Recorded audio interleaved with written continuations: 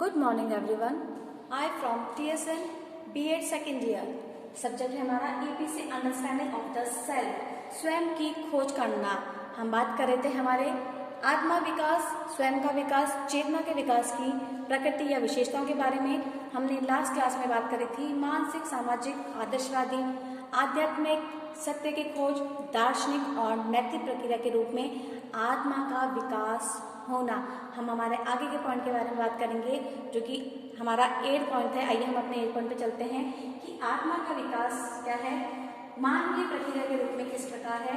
जब व्यक्ति के अंतर्गत आत्मा का विकास की प्रक्रिया चलती है, यानी कि आत्मा का विकास हो रहा है, स्वयं का विकास हो रहा है, स्वयं सोच रहा है, तो नैतिकता को साथ साथ, नैतिकता के साथ साथ क्या है, मानवीय क्रियाएं भी चल रही हैं उसके साथ में। मानवीय क्रियाएं यानी कि हम जानते हैं दूसरों के लिए जीना, सहयोग की भावना का होना, सद्भाव की भावना का होना, स्वार्थ की भावना का त्याग होना, परमार्थ की भावना का साथ में होना। इसके साथ के अंतर्गत उसको आत्मिक आनंद का अनुभव प्राप्त होता है और आत्मा आनंद के लिए व्यक्ति सदैव प्रयास करता रहता है। आत्मा का आनंद ही वास्तव में हमारा क्या है, चेतना का विकास है। तो क्या है, मानवीय प्रक्रिया के रूप में हमारा 9वां पॉइंट आता है, आत्म विकास एक सर्वांगीण विकास की प्रक्रिया के रूप में क्या है, as an all round development process. आत्मा का विकास तभी होगा जब क्या होगा, बालकों का सर्वांगीण विकास जब ही संभव है जब वह सभी विकास पर, सभी पहलू पर ध्यान दिया जाए।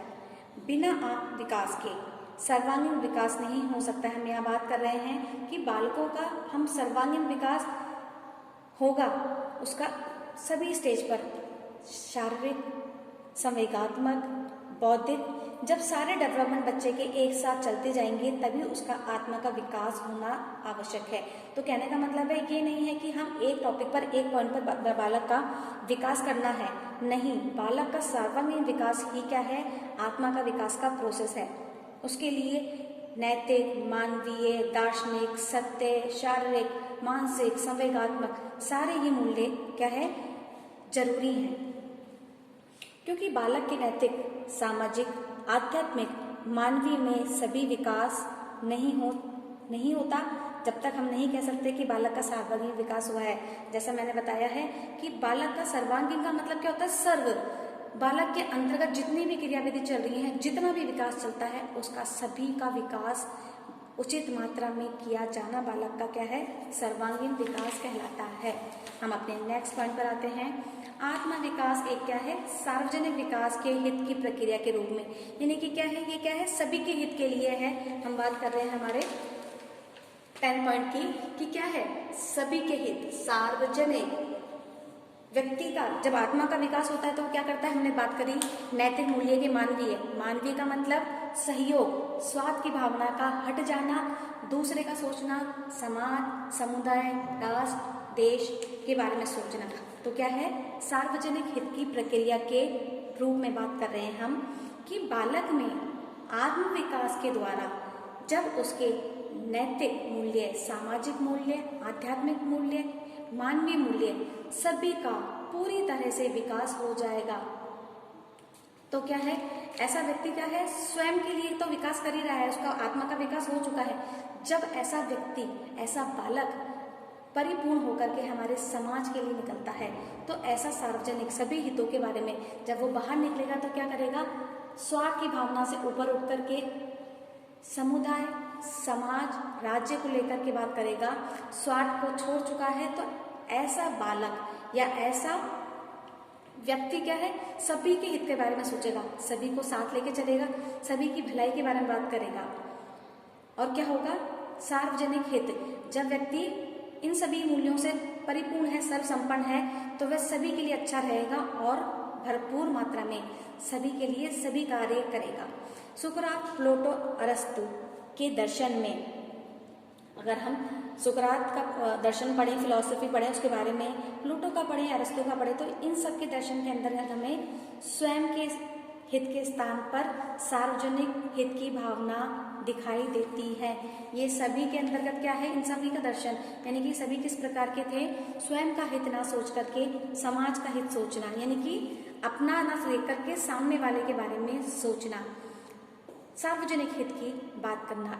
इन विद्वानों ने आत्मिक विकास के लक्ष्य को क्या करा, परिपूर्ण कर लिया और दूसरों के लिए कार्य करा। इसलिए उनके जो भी विचार, उनके जो भी कार्य हैं वो समाज के लिए थे। उनके जो भी दृष्टिकोण आया किसके लिए था, समाज के लिए था। मन में विचार आया किसके लिए था, समाज के लिए था। क्यों? क्योंकि ये वो सारे मूल्य से परिपूर्ण थे और क्या थे, अब वो स्वयं का भला नहीं, उनका एक ही उद्देश्य क्या था, सार्वजनिक हित। तो उनके विचार कार्य जो भी होंगे वो क्या होंगे, समाज के लिए होंगे। और जो आत्मिक विकास से परिपूर्ण व्यक्ति होगा या बालक होगा वह भी क्या करेगा, यही चीज आएगी उसके अंतर्गत, यही फीलिंग आएगी कि क्या है, सार्वजनिक, सबके लिए, सबको साथ लेके, सबके हित के लिए। हमारा नेक्स्ट पॉइंट की बात करें हम, आत्मविकास।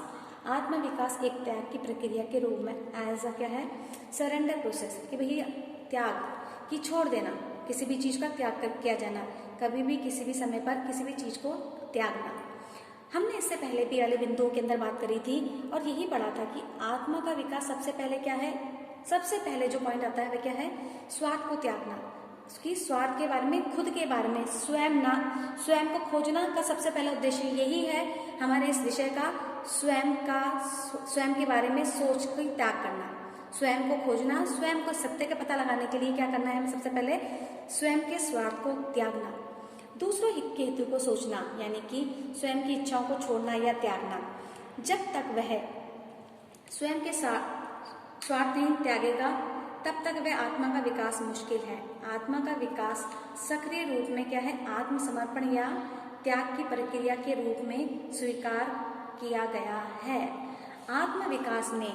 आत्मविकास से संपन्न बालक व्यक्ति अपने आप को पूरी तरह से पूरी सेवा में, यानी कि व्यक्ति पूरी तरह से कहाँ पर है, दूसरों के लिए अवेलेबल है, दूसरों के लिए आप वो सिर्फ समाज हित में, राष्ट्र हित में, देश हित के लिए क्या है, त्याग कर देता है सब कुछ, परंतु सत्य को नहीं छोड़ता है।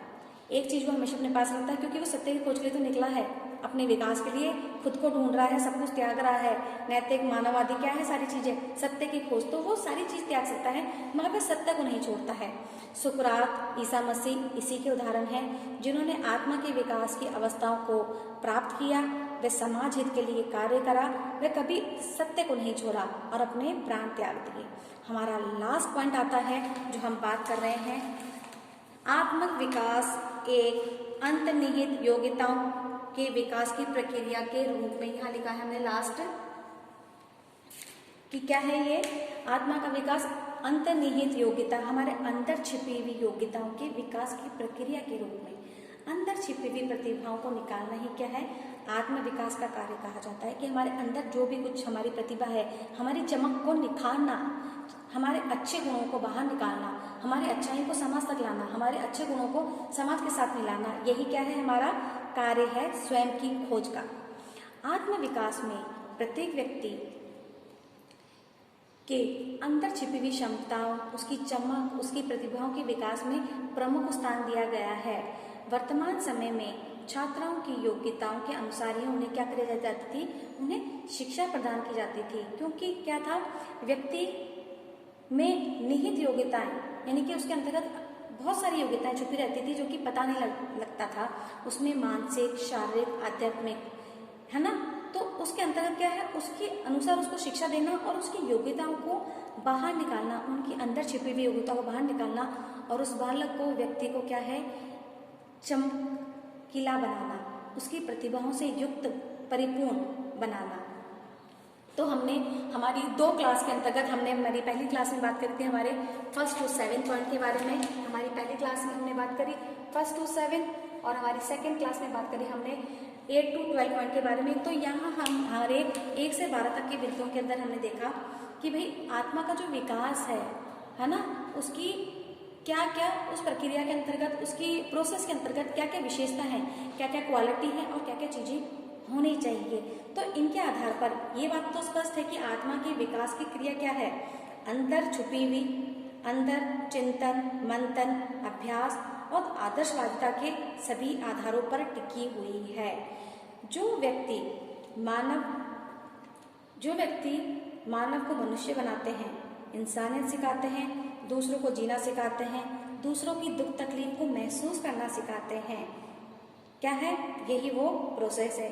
इसलिए ही वर्तमान समय में आत्मा विकास के उद्देश्य को शिक्षा के उद्देश्यों में मुख्य रूप से शामिल करा गया है। क्यों?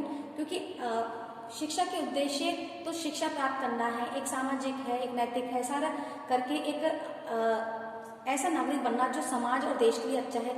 मगर आत्मा का विकास क्यों जरूरी बताया है? क्योंकि ये उन सबसे ऊपर उठकर है, उसको मानवीय और इंसानियत सिखाने का सबसे ऊपर जो चीज आती है, सबसे पहला गुण जो आता है वो यही आता है। इसलिए सबसे पहले क्या है, आत्मा का विकास किया जाना जरूरी है। हमारे आज के टॉपिक में हम इतना ही बात करेंगे। हमारी अगली क्लास में हम नए टॉपिक के साथ में फिर मिलेंगे। जब तक के लिए टिल देन बाय। घर पे रहें और सुरक्षित रहें।